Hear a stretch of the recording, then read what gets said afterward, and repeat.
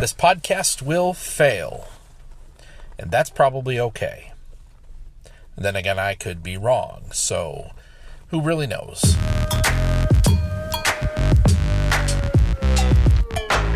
Episode 70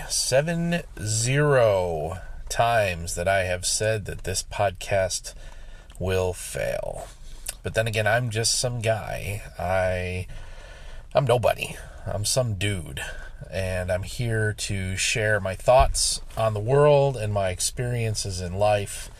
So in that context, who I am is really not all that relevant. So, hi. How are you? How's your day?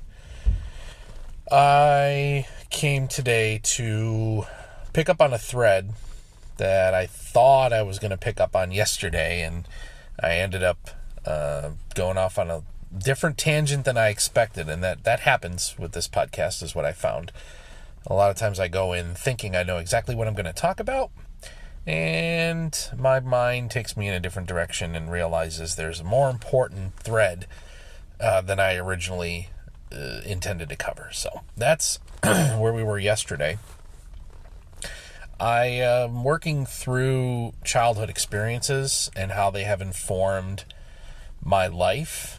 And I started this conversation last Thursday, I guess. Kind of talked about my first experience with violence in my life, and how that led me to my first set of real friends.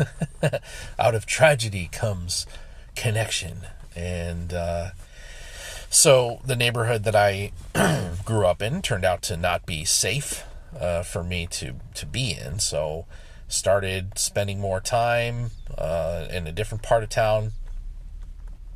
Started connecting with a bunch of neighborhood kids and started to form those first real friendships in life. And that's interesting to me because I'm like 13 years old at this point, 12, 13.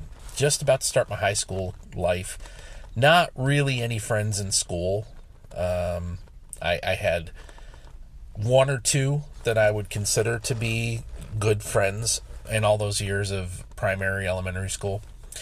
But they were never friends outside of the school setting. They were just the people that I was cool with when I was in the building. And I don't know if that's is that unusual? Is that normal for school-age kids to not really connect with anybody outside of school, right? I'm going to see you at homeroom tomorrow. Oh, but let's talk tonight at 8, or you're coming over to my house. I never experienced that. I never hung out with or spent time with anybody from school, outside of school.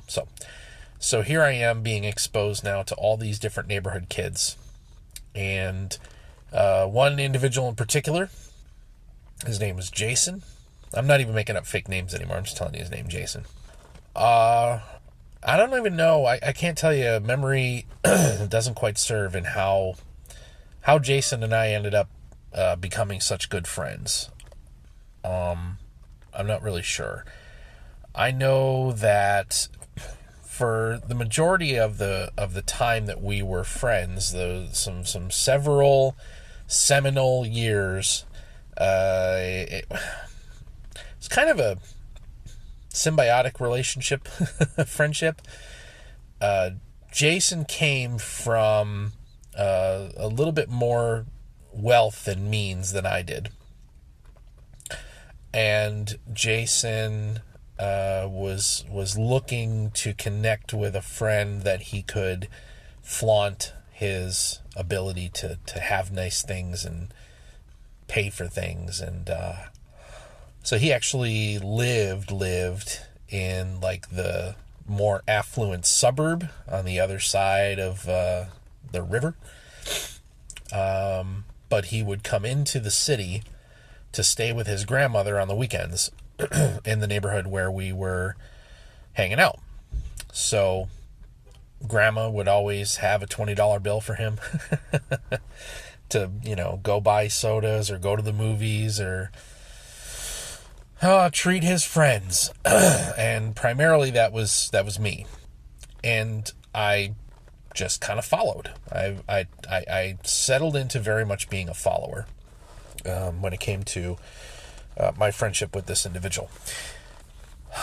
And it's in that first year, age 12 to 13, that with the help of Jason and a couple of other key players in the neighborhood, I was introduced to the experience of getting drunk as opposed to the experience of seeing drunk adults, which I talked about a couple episodes ago, or back at the beginning of the month, actually. Season 4, episode 2. Please reference that as to my first experiences with people drinking. But now it was me. Now I had access to these wonderful substances that would provide me with more fun and more experiences, and started me down that path. I think it was in an apartment where one of my brothers was living, and there was beer, and somebody just let me grab a can of beer. I know I could go over there right now. Like, if I wasn't at work or on my lunch hour, I could literally drive to that apartment complex right now, and I know exactly which apartment it was, what building. It was on the first floor, on the left-hand side of the entrance where that happened. It also was convenient that Jason's grandmother kind of left all of his late grandfather's things alone. One of the things that was left alone was in the basement, was a liquor cabinet, an unlocked liquor cabinet, mind you.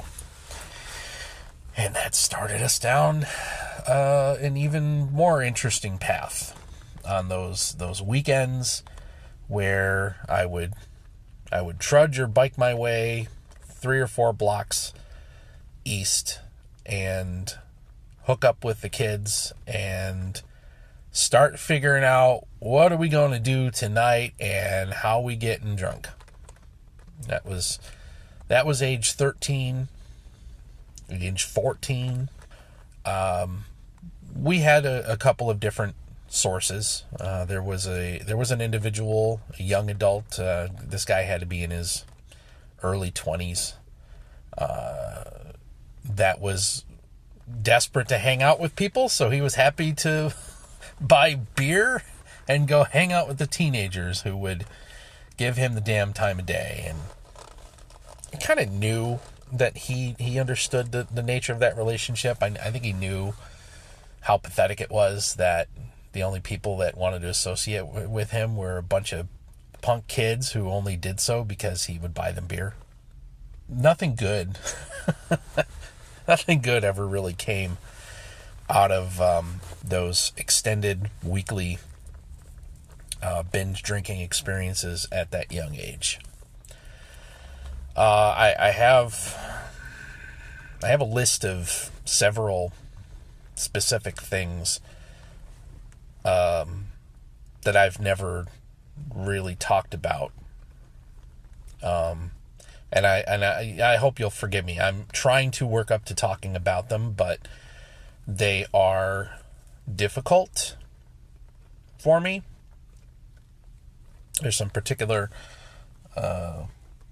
low points that I experienced, and that I wish I wish I had been a blackout drunk. I was not a blackout drunk.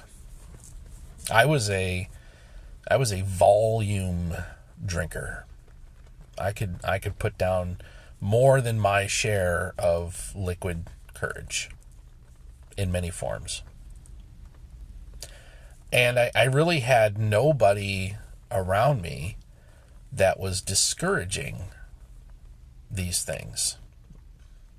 My next oldest brother, the one that I just talked about yesterday, he was another one that was not in that context, not that much different from me. He was focused on getting his hands on booze and hanging out with his buddies, and he was more than happy to give me access whenever possible. I remember the one time that I think he might have recognized that, well, hold on, this might not be right. Was we got to go to a concert. I can't remember who the hell. I can't remember who it was. It was some 90s hair metal, but the weak kind of hair metal. Like I don't think it was the band Winger. But it was one of those, Extreme or somebody. I don't know. I wish I could remember. And it's like I heard the name of the band now, I would know. And because the name of that band, that whole night, yeah, it was a little ridiculous. There was plenty of beer consumed before we even headed to the venue. I actually, to be honest with you, I don't know how old I was. And I think I've said enough times in the past that I struggle with years and dates and ages. You've probably heard me correct myself more than a dozen times, where I'm not sure how old I was. Somewhere between the age of that one had to be 14, 15, maybe. And there was all kinds of drinking beforehand. We got to the concert. And somehow, some way, one of his buddies got his hands on an extremely large souvenir cup worth of beer. Like, I'm talking one of the big 64 ounces or something like that. And that ended up in my hands. And that didn't last, because that's how it was. When I consumed, I consumed with great enthusiasm, for the greatest possible volume, with the intent of getting as bleary-eyed, ridiculous, stumbling, funny drunk as I could get.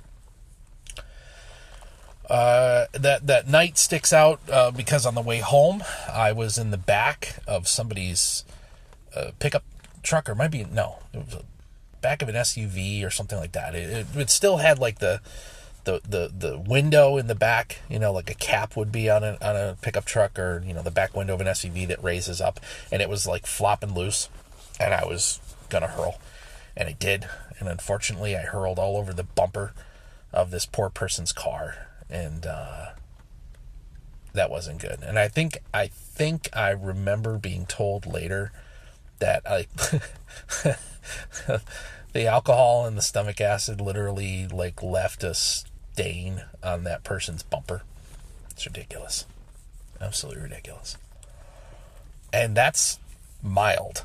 That's like, as absurd as it sounds, that's actually one of the happier memories. I will say this, I'll put this down for the record. As intimate as my relationship with alcohol was, I was completely adverse to anything else.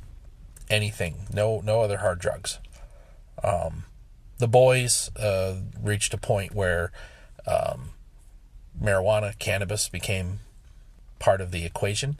I had no interest. I couldn't stand the smell of it. I wasn't interested in that experience. I didn't want to get high. I didn't want to be happy, sleepy, dopey, weed high. I just, that held no interest for me whatsoever. I wanted to be happy, stupid, excited, bouncy drunk. That's what I wanted. So I can distinctly remember one time in particular where they wanted me to get high, and I was like, I have no interest, guys. I don't even want to be around this. This is not what I'm looking for. And I was mad because then they were giving me a hard time, and I finally said, then, F all of you, and I grabbed what was left of a 12-pack of beer, and I don't remember how many were left, and I walked out. And I walked across the street into the park, in the playground area that we always hung out in, and I proceeded to finish the night drinking alone outside. And waking up outside by myself under a monkey bars. So that's a banner moment. But no, I didn't have any interest in any way in getting high. We had one individual in the group, Billy. Well, no, was it Billy? It was Billy. Yeah, it was Billy. And he was a dwarf, and once we found out and got word that he had gotten into cocaine. And this is such a weird basis of morality, but we would not stand for it. Like, hold on, no. We drink. You goddamn right we drink. And many of us, we smoke. Yeah, we're good with that. But snorting cocaine is a bridge too far, sir. No. And, oh, God. One afternoon, completely bleary-eyed, we went to Billy's apartment. I mean, he lived in an apartment with his mom. He was our age. And we found him sprawled out, face down, upside down, face down on the wrong end of his bed, just cocaine dust all over a table next to him, and it's one of those hard parts, so give me a second. We pummeled him. We beat the living shit out of him. And we were mad. We were all legitimately mad at this kid for having done cocaine. It is just so completely absurd. I haven't said that out loud, and I don't know that I've shared that experience with anyone that I can remember. I don't know. Maybe I told my wife about it once when we were young, but we left that kid bloody and passed out on his bed. I told him, never again. Don't do it. We'll kill you. It doesn't. So completely absurd.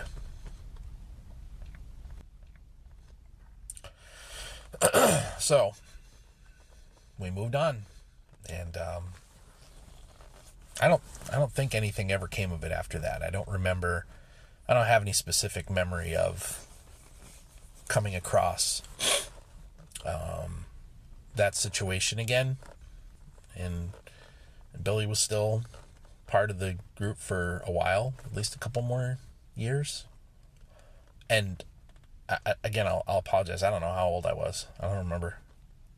I can only guess that was either age 14 or 15-ish, because those were those peak dark years for me. That was when so much of my time and energy was devoted to getting drunk and dealing with things that way. But even that is not, that's not the bottom. I guess I'll keep trying to work through some of this stuff throughout the course of the next couple days here. And I can only hope that you will continue to grant me leave to do so. And I appreciate the time that you spend. I think I need to stop because I'm getting shaky and nervous thinking back on some of this stuff. So I'm going to end it here. And go back to the real world and real life for a few minutes here. So thank you if you did spend any time with me here today listening to my confessional, my dashboard confessional here in the front seat of the car. I am grateful for your time. I hope wherever you are that you and yours are safe and are healthy. And I will come back and talk to you more tomorrow. And have a good one.